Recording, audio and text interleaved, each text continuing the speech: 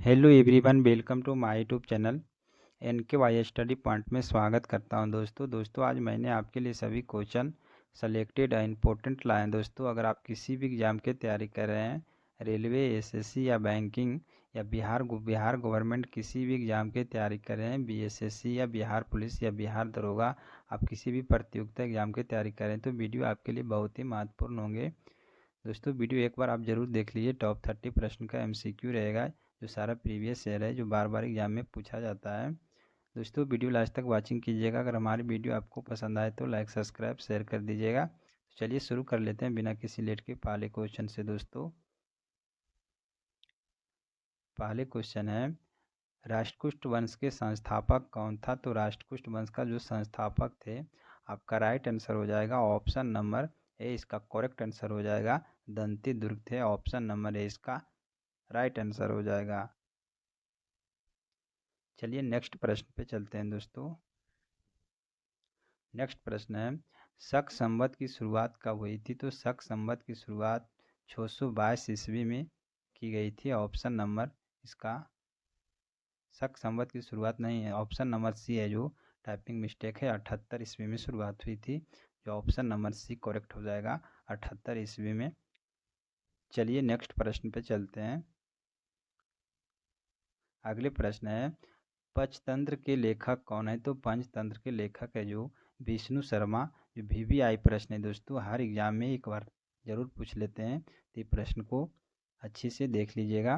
पंचतंत्र के लेखक Vishnu Sharma. Option number C इसका करेक्ट जवाब हो जाएगा।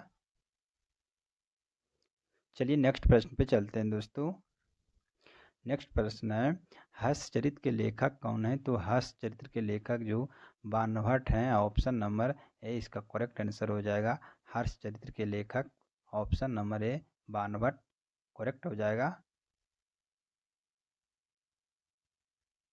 चलिए अगले प्रश्न पे चलते हैं। दोस्तों अगले प्रश्न है, विक्रम संवत की शुरुआत कब हुई थी? तो विक्रम संवत की शुरुआत जो 58 ईसा पूर्व में हुआ था। ऑप्शन नंबर ए इसका करेक्ट आंसर हो जाएगा 58 ईसा पूर्व। ऑप्शन नंबर ए इसका राइट आंसर हो जाएगा।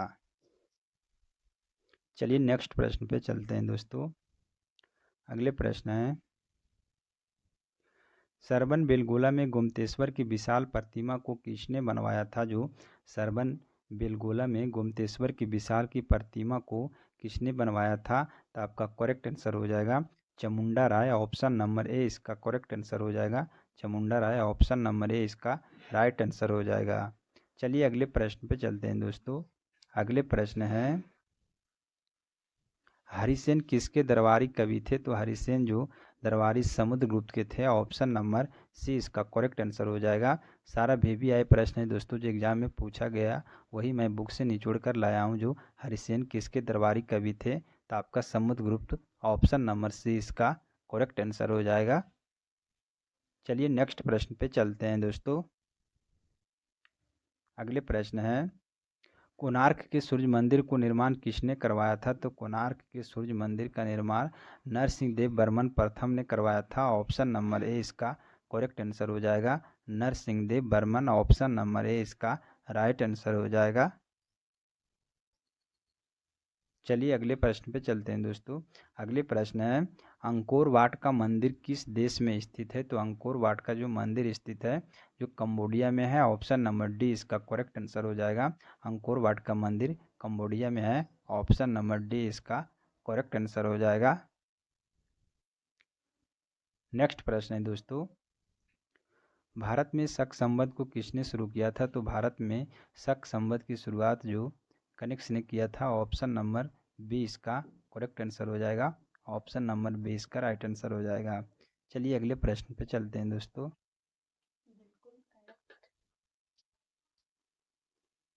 चलिए नेक्स्ट प्रश्न पे चलते हैं। दोस्तों नेक्स्ट प्रश्न है दोस्तों, मिलिंद पन्हो ग्रंथ की रचना किसने की थी? आपका नेक्स्ट क्वेश्चन है 11 नंबर, मिलिंद पन्हो ग्रंथ की रचना किसने की थी? तो आपका राइट आंसर हो जाएगा नागसेन। ऑप्शन नंबर ए इसका करेक्ट आंसर हो जाएगा। चलिए अगले प्रश्न पे चलते हैं। दोस्तों अगले प्रश्न है, शक वंश के सबसे प्रतापी शासक कौन था? जो शक वंश के जो थे सबसे प्रतापी शासक कौन था? तो ऑप्शन आंसर हो जाएगा रुद्रदामन हो जाएगा। ऑप्शन नंबर डी इसका करेक्ट आंसर हो जाएगा। रुद्रदामन ऑप्शन नंबर डी इसका करेक्ट आंसर हो जाएगा। चलिए अगले प्रश्न पे चलते हैं दोस्तों।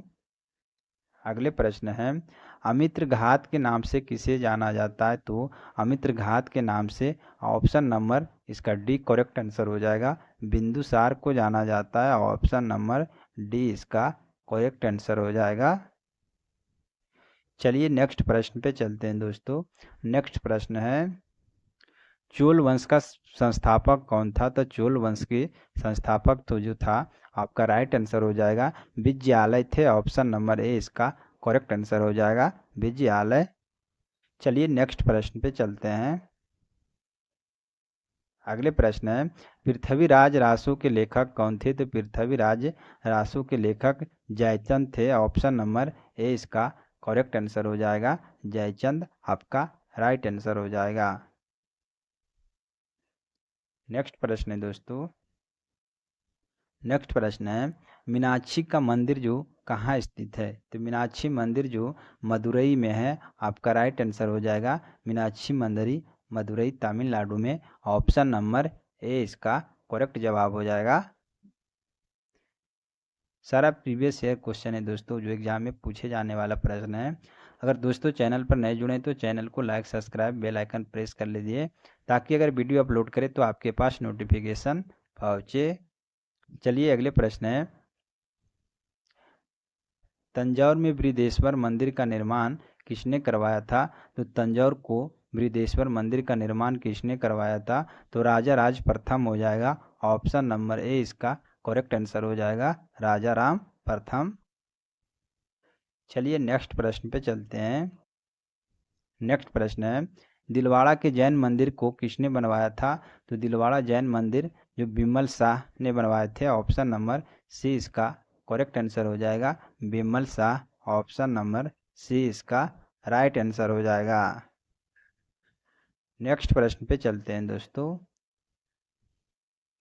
नेक्स्ट प्रश्न है चंदेल वंश का संस्थापक कौन था? तो चंदेल वंश के संस्थापक जो नन्नुक थे। ऑप्शन नंबर बी इसका करेक्ट आंसर हो जाएगा चंदेल वंश का संस्थापक नन्नुक। ऑप्शन नंबर बी इसका करेक्ट आंसर हो जाएगा। चलिए नेक्स्ट प्रश्न पे चलते हैं दोस्तों। नेक्स्ट प्रश्न है सर्वप्रथम सैनिक शासन किसने शुरू किया था? तो सर्वप्रथम सैनिक शासन जो यूनानियों के द्वारा किया गया था। ऑप्शन नंबर बी इसका करेक्ट आंसर हो जाएगा सर्वप्रथम सैनिक शासन किसने शुरू किया था? यूनानियों ने किया था। चलिए अगले प्रश्न पे चलते हैं दोस्तों। अगले प्रश्न है सर्वप्रथम संस्कृत भाषा में अभिलेख किसने जारी किया था? तो सर्वप्रथम जो संस्कृत भाषा में अभिलेख जो रुद्रदामन किए थे। ऑप्शन नंबर डी इसका करेक्ट आंसर हो जाएगा रुद्रदामन। ऑप्शन नंबर डी इसका राइट आंसर हो जाएगा।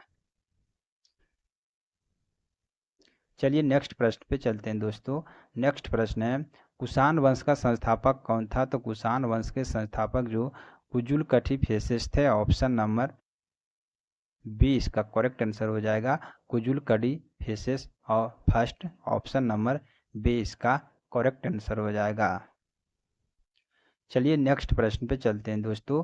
नेक्स्ट प्रश्न है स्वदेश सोने सिक्के जारी करने किए थे यानी स्वदेश सोने के सिक्के किसने जारी किए थे? तो आपका राइट आंसर हो जाएगा गुप्तों ने किया था। ऑप्शन नंबर बी इसका करेक्ट आंसर हो जाएगा।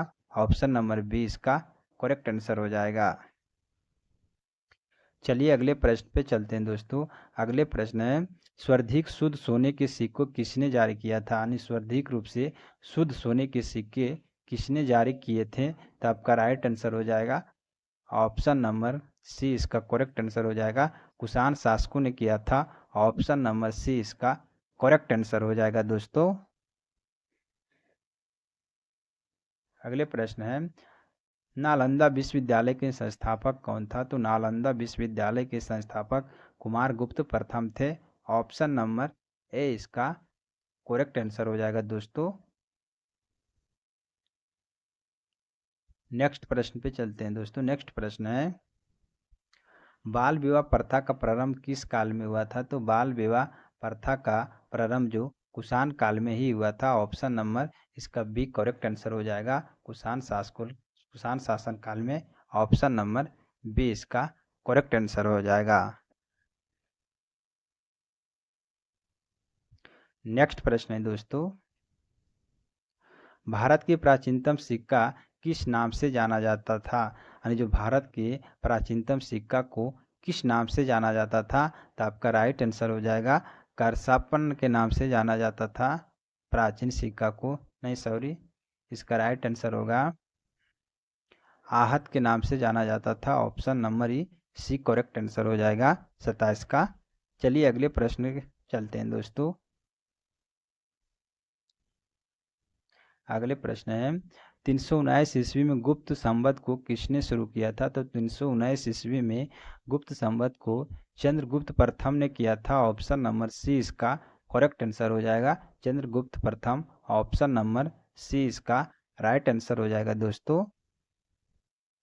नेक्स्ट प्रश्न पे चलते हैं दोस्तों। नेक्स्ट प्रश्न है कुषाण वंश का अंतिम शासक कौन था? तो कुषाण वंश का अंतिम शासक वासुदेव थे। ऑप्शन नंबर बी इसका करेक्ट आंसर हो जाएगा कुषाण वंश के अंतिम शासक वासुदेव। ऑप्शन नंबर बी इसका करेक्ट आंसर हो जाएगा।